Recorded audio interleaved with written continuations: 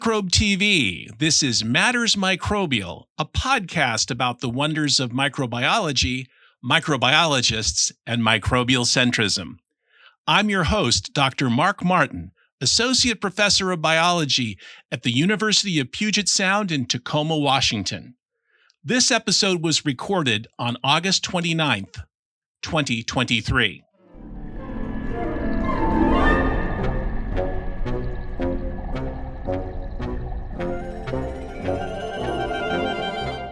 Hello, Micronauts, and welcome to our Quality Quorum today.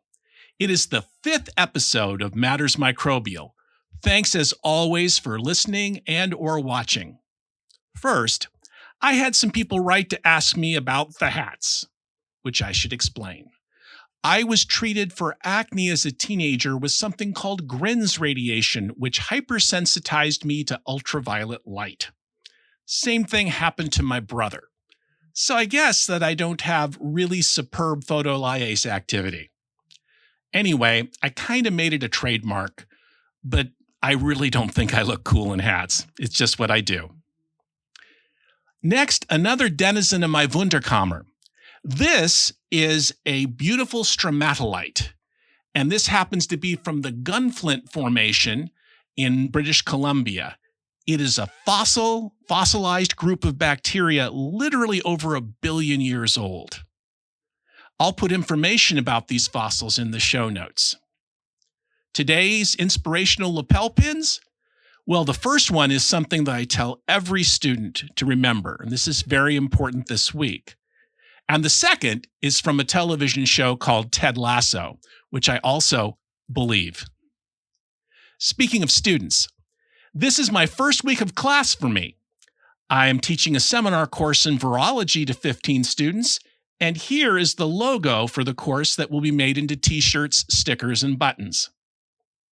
I'm also teaching my beloved microbiology, and here is that logo. They were both made by Rachel Webster, a fine artist, who I put a link to in the show notes. Finally, when I'm teaching microbiology, I like to give each of my students a pet microbe so they can kind of dig into an individual microbe on their own. And I'm delighted to tell you that my wife and I created these wonderful tags of their microbial pals. And of course, they glow in the dark because everything that's worthwhile glows. It's interesting to think about the microbes in and on us, all around us, some of which are vital to our well-being and how we have come to possess them. Sometimes this involves a bit of motherly influence.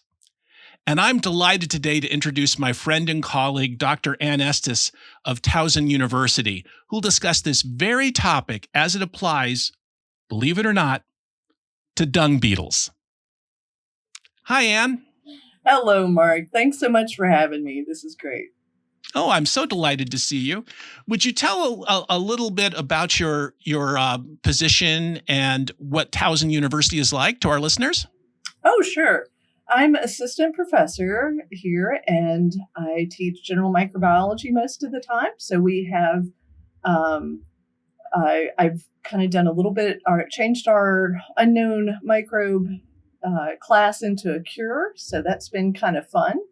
And last semester, I got to teach wild microbial biotechnology, also known as a cure class where we did kind of tiny earth stuff and looked for antibiotics and then looked for cellulose degraders in wild microbes. So that was really fabulous. And my lab does work on dung beetles. And Towson's really neat. It's a good balance for me between teaching and research. Both are very valued. And it's a neat group of students. So I really love it. Is it true you have master's students as well as undergraduates? Right. Yes. So we have in the biology department, we have masters and undergraduates, and we're starting to have some new PhD programs, but those are more in sustainability and in other programs. So nothing in the biology department right. I have to take a moment to point out to our listeners that Anne and I have done something together, and I see the artwork in the background. We used to do Lux art sessions together, and we are the Wonder Lux twins. Oh, that was so fun too, Shay. There it is. Yeah. Yeah, I love that.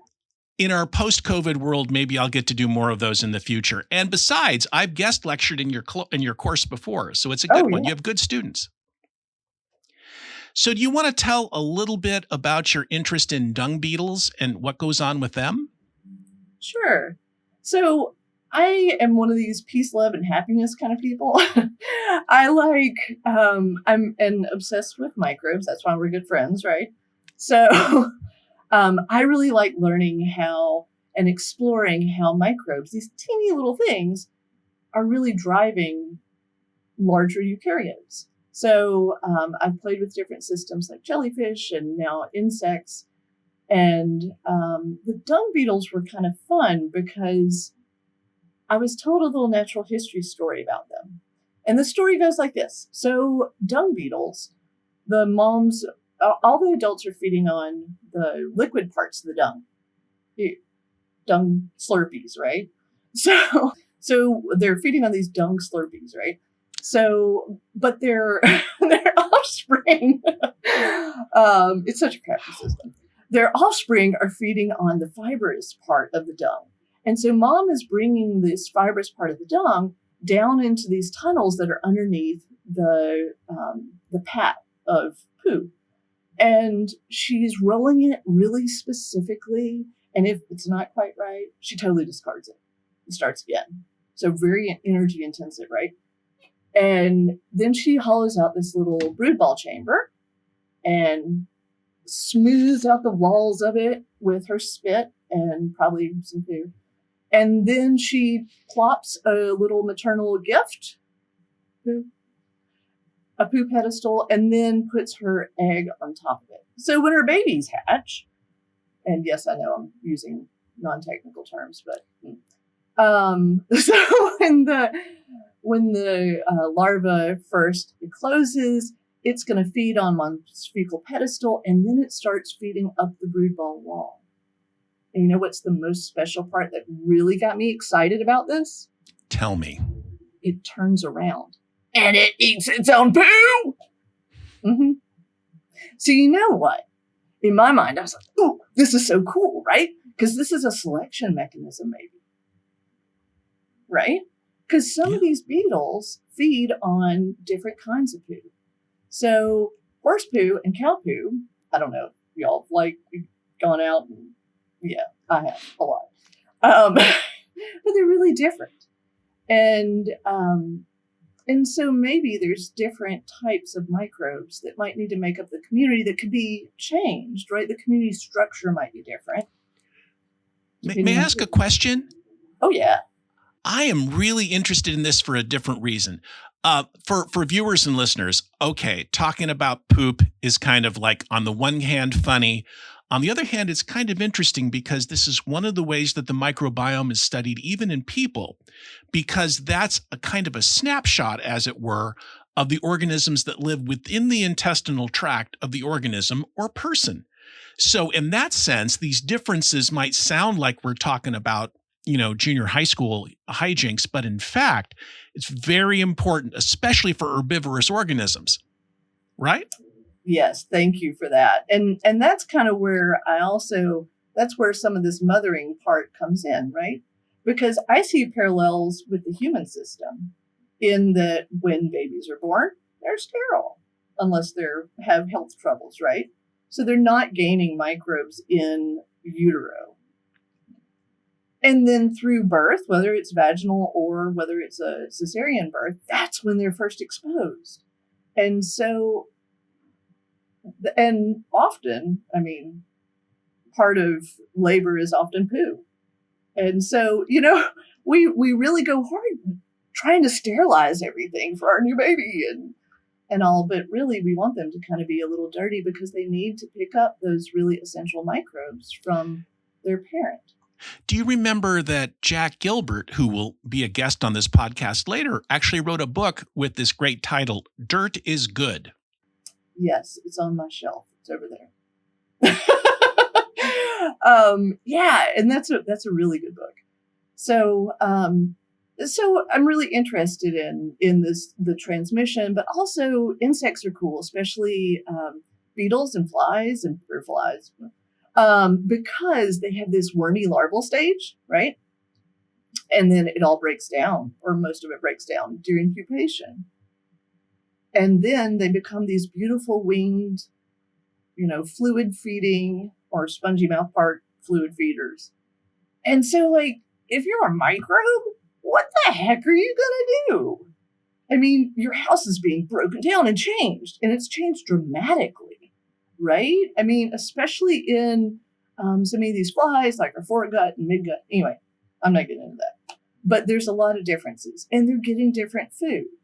So that's the cool thing with holometabolous insects, is as a microbe, it's a really dynamic, potentially, environment.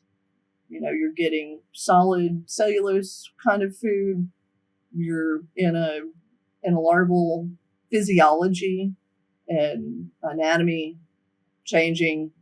Then we have this adult. So how is that habitat of a host influence your microbial structure and community? That's what I'm talking about. So you're almost certainly familiar with the JBS Haldane quote, aren't you? The inordinate fondness of beetles. Exactly. So for our listeners or viewers, JBS Haldane was a very interesting naturalist in the early part of the 20th century, and he was a science popularizer. And though he himself was an atheist, he was asked by someone from the London Times, what, if anything, had his studies of evolution taught him about the mind of God? And he replied that God had an inordinate fondness for beetles. And that's actually more true than not with theology, because there are so many species of beetles around. And so this is indeed an interesting subject. Beyond that, think about the microbes, because if God likes beetles, how does God feel about microbes, right? But the point that I want to make to the listener or viewer, the things that we find out about these different systems apply to all kinds of other systems too. I mean, the hand of Darwin is on everything that lives, and this is a wonderful example of that. Do you have some cool results to share? Oh, well, we're still getting a bunch of stuff prepped, but one of the things that I find really exciting is that one of the questions I get frequently is how do you know that, what's the data behind whether or not these microbes are really maternally transmitted, so picked up from mom and the brood ball, right, versus dung, because they're eating dung, it's full of microbes and all sorts of stuff, right? Well, so we've done some field work to look at that, and then we've done some experiments to look at that, and in both cases, we're not finding an overlap, and it's striking. That's amazing. Yeah, it's kind of crazy. But I mean, there is a little bit of overlap, but it's not what I would expect when the gut is even purged. So that was a surprise. I think it's sometimes really much more interesting when we don't get a result we kind of half expect. Well, and that's the other exciting result is that the unfed adult offspring of moms that are fed still have pretty similar microbiomes, even though they haven't eaten anything. And that blew my mind. So this is the kind of thing that, I know I can put a link up to your laboratory group, and surely you'll have some interesting papers and such that I can link to in the show notes for people who are interested. But what I'd like to do, if it's all right with you, is ask about the connection between what you studied here and your own interests having to do with a more, I'm not going to say more advanced because it doesn't work that way, but with human organisms. I know you've had some interest in that. Yeah, so I was lucky enough to do a postdoc at the Institute for Genome Sciences down in downtown Baltimore. And it was this amazing experience because not only was I working with Julie Dunning-Hotop, who is this brilliant thinker and, has figured out all this stuff with horizontal gene transfer, but I was in the middle of the human microbiome mecca. All these great people would come through and talk, Marty Blazer and Jack and, just Rob, everybody, Rob Knight, so many people. And I kept hearing this information, and it changed a lot of the way I was thinking about myself. And I had my first baby at the end of, while writing my dissertation, and my second during my postdoc. Well, when I was nursing the first one, the paper came out on Bifidobacterium infantis. And I'm reading this thing as I'm feeding my baby. And I'm like, wow, okay. So the sugars that are in my breast milk is so totally different from what would be in formula that it's selecting different microbes. Oh my word. That blew me away. And then hearing all this other stuff, I would have friends ask different questions and about microbiome stuff. And I realized I had to write a blog because I miss teaching. And there was all this fabulous information not getting out. And also, those very same people were writing books. And at the time, it really wasn't that cool of a thing to do. And every one of them encouraged me. And that still, is really important to me that those senior scientists really supported that, because it was very non-traditional at the time, 5 years ago. It sounds like eons, but what I like about this, Anne, is the connection, because we talk about a lot of times when I talk about model systems, people will say to me, students or just people on the street that I buttonhole about microbiology, because that's who I am, they'll say, why should I care about this other model system? But in fact, we're all related, and evolution has had its way with all of us. And so studying this we can kind of laugh about dung balls and all the rest. And, I've seen so many videos about dung beetles. Come on. The Zay Frank one in particular, which I will not link to, you can look for that on your own if you'd like, is pretty amazing. But at the same time, this does have relevance to how one generation obtains microbes from an earlier one. And it turns out that this process is surprisingly common. And you've got your fingers in, if you'll excuse me, a really interesting system. And at the same time, this is relevant to things that might involve humans in some regard. Most certainly. And thank you for that. I appreciate that. Another aspect of this too is the potential for application, because I love basic biology. It's the way I think, but the world's on fire. And if we're doing some work, we should be doing some work that has some applications, I think. So what's exciting about poo is there's tons of it. We will never be void of poo, right? So if there are special microbes in there, that they're all special, right? But if there are microbes that can somehow help degrade the poo or degrade the cellulose, because these are often cellulose-heavy food sources, then maybe those could be used for industry to try and help biofuel production or something like that. You never can tell where you're going to have this. And this is one of the things that I try and promote as much as I can. This idea of pure research as being uninteresting, all the applied stuff comes from pure research, I think. Yeah, it does. And I have to keep coming back to the famous quote by the late science fiction writer Isaac Asimov, and he was being silly about this, but science doesn't advance because a damp Greek emerges from his bath shouting "Eureka!" I guess that's about that story, but it's actually when a scientist looks at something and says, "That's funny," and that's true. This is how science really advances.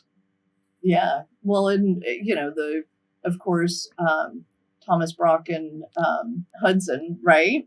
I mean, yes. That was they were just going out, kind of going, really? Does stuff live here? How can stuff live here? and now we have tech. It is indeed true. So I believe that, as I've mentioned, we're going to put some links to some things. Hopefully, people have enjoyed the images that have been put into this particular video to see some of the interesting things that the different types of dung beetles do. Also, of course, a link to your former blog and other things of interest. Please, I hope that everyone can enjoy your worldview the way that I do. But I'd like to ask just two questions, if I could, as we start to close out. And the first one is this one, Anne. What is the one event that sold you as a microbiologist? That's, if I can say a eureka moment, there it is. Yeah. So my blog, which it's slow, but I do still put some stuff up. I call one of my daughters Jack because I had this science teacher, Jack Catlett, and she let me borrow a microscope. And I went to my backyard creek that I'd played in all the time in rural Alabama. And I saw this world of life. And it just blew my mind. Yeah. And I came in the next day with all these sketches and I was like, what is this? What's going on? And she just looked at me and her gentle, sweet smile. And she said, go to the library, you find out. And that was it. Yeah. It's ownership. Yeah. Oh, yeah. And that little boost, right? That little boost is huge. Do you also have something that you would say just to the general public about science right now? I think what I would like the general public to appreciate more is that microbes are doing everything. Right? I mean, it's such a miraculous world in a lot of ways. There's all these different ways to live and be. Microbial diversity, both from a nutrient standpoint, a metabolic standpoint, and also a genetic standpoint, is so diverse. And it's the partnerships of these totally different, diverse organisms, whether it's microbe or microbe host, coming together that makes the world work. So why don't we do that? I agree completely. First evolved, last extinct, right? Most certainly. Before we leave, I do want to say a shout out. I know you're big on science art. This is a piece from Jane Hartman, Trilobite Glassworks. I love her stuff.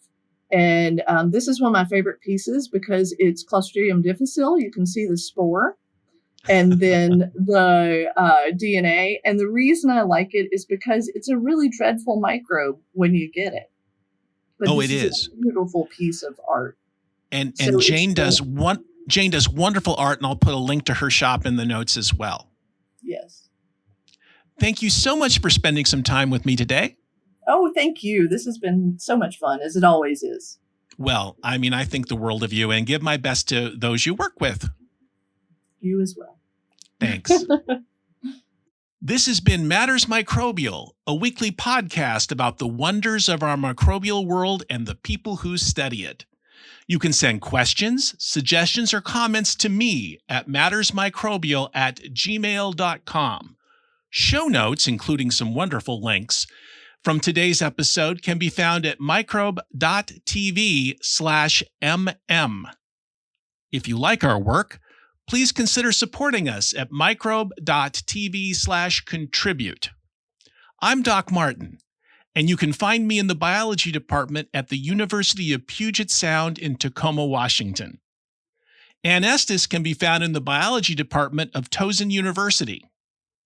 Many thanks to Julia Russo for superb editing and Reber Clark for the fun and quirky music. I hope you have enjoyed being part of our quality quorum today. See you next week on Matters Microbial.